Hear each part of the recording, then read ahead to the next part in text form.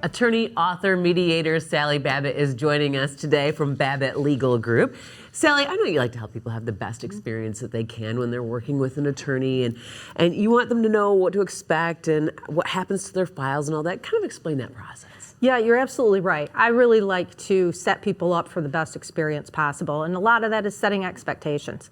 And in our practice, because we generate a lot of documents, estate planning documents and whatnot, we get a lot of calls from people years down the road.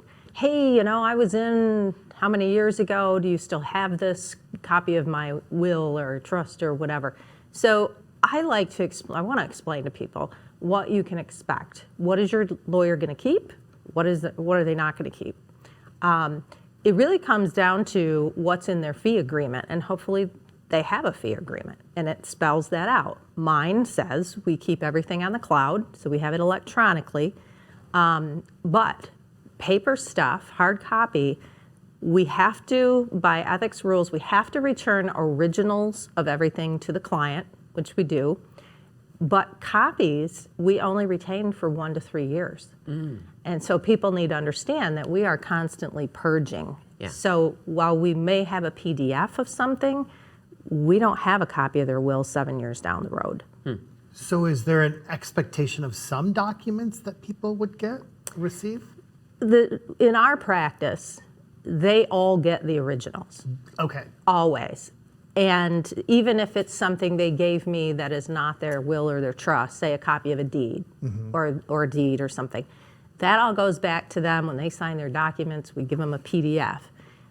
But amazingly, people they lose those things, and they think that we somehow have them in our treasure trove.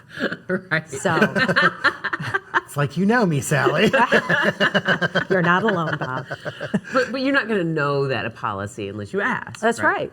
Yeah, and quite frankly, old school attorneys, my gosh, they had fireproof file cabinets for years full of documents. Oh, yeah.